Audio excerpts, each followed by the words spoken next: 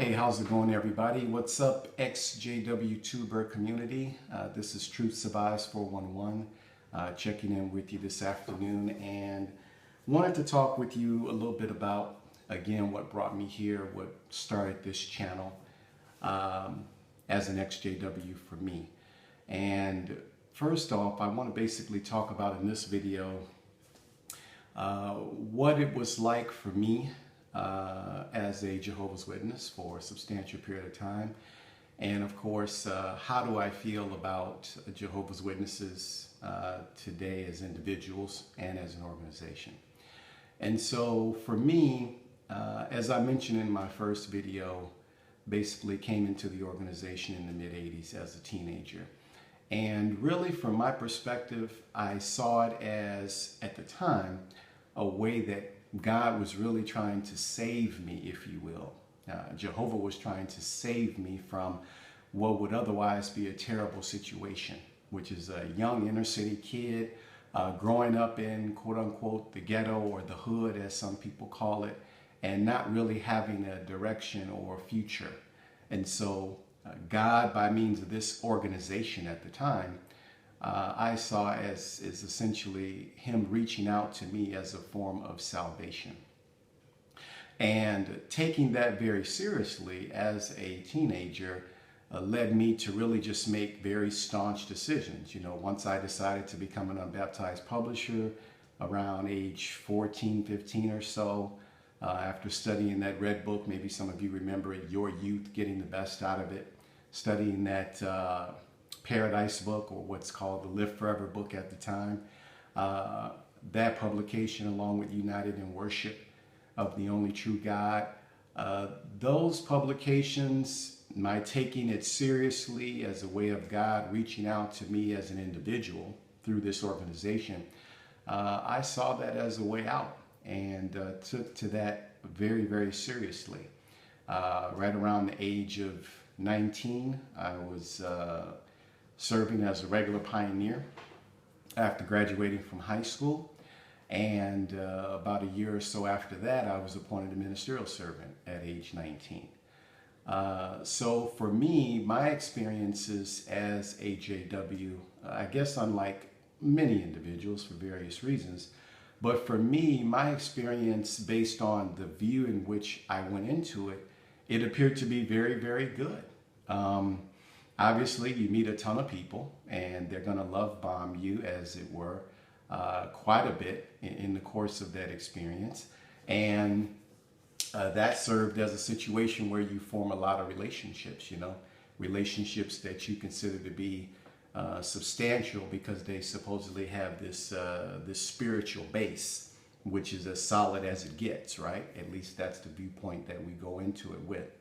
But for me, serving as a regular pioneer for a time, serving as a ministerial servant for 7 or 8 years, that served for me to be a very interesting and, at the time, I felt to be a very rewarding experience. But I'll just kind of give a little preview here in terms of another topic I want to cover.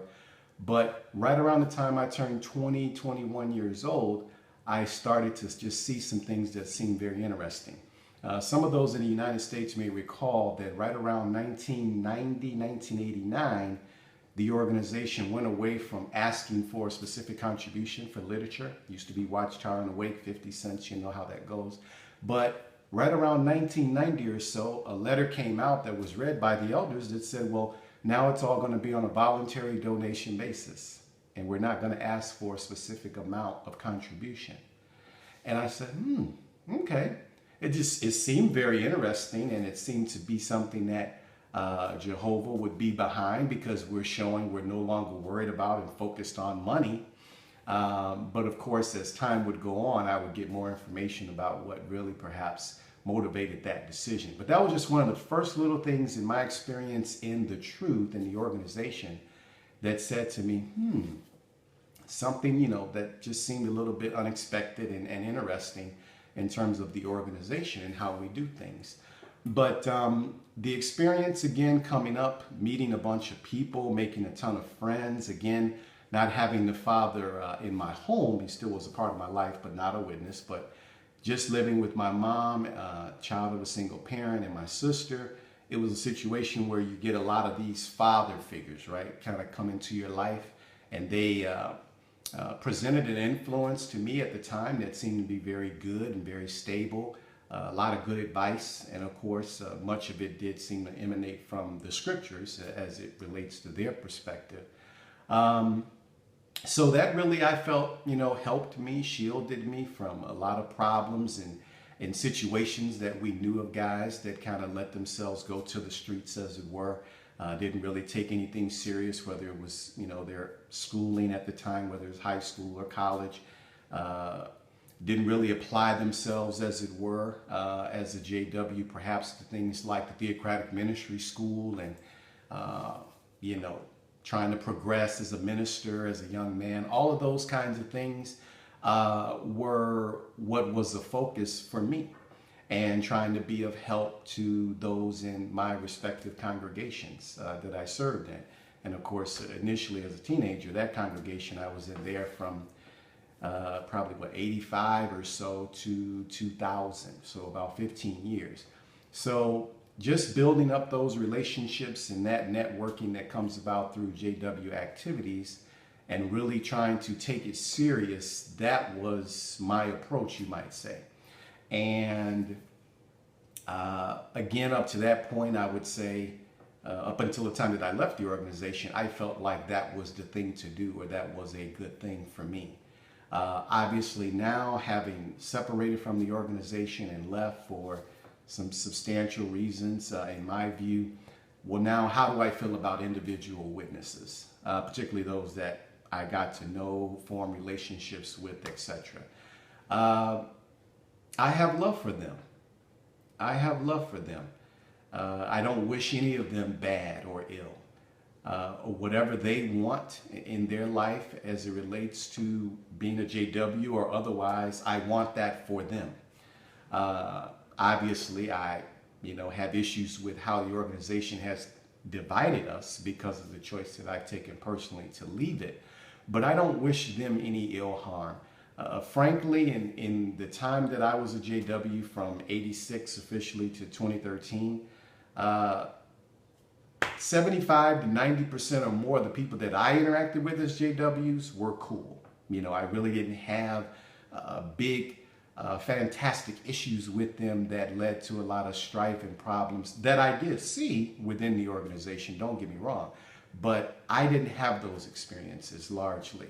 That could have been maybe because I kind of had a little artificial shield up, where from the age of 20 to the age 42, I served in a appointed capacity. So I kind of had to be on the right spiritual behavior anyway, at least from my perspective, because I took it very seriously. So I didn't have a lot of issues with people, conflicts and drama. My job and role I saw as a quote unquote spiritual man was to diffuse those issues and try to help people deal with them. So my memories and recollection of those that are Jehovah's Witnesses today that I had relationships with, those are people that, like I said, I have affection for. Many of them I love very much, consider them very much a brother, and yet I recognize that, we're divided, at this point,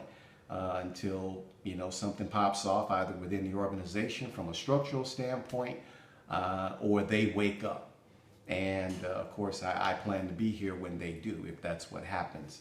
But I don't wish Jehovah's Witnesses individually anything bad to happen towards them. My issues are 99% associated with the structure of the organization, the leadership, and the approach that they're taking today in these modern times with their flock.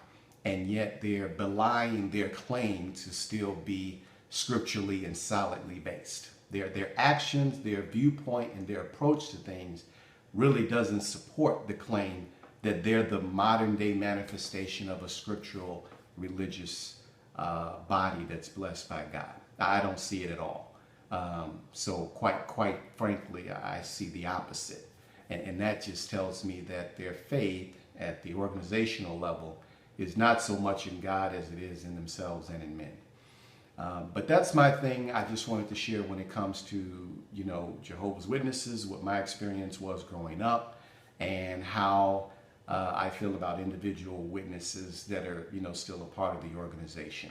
Tell me what you think. I mean, if you have similar comments or feelings or questions about the things that I've said, or you want to share, what your experience was like in that regard, growing up as a witness. Did you have a bunch of drama growing up as a witness? Is that what led you to the decision that you made, or the circumstances that brought you out of the organization? Or was it, really not a lot of drama associated with being a witness as opposed to you just making a conscientious decision? So would love to get your thoughts and expressions on that. But that's my take. All right, take care.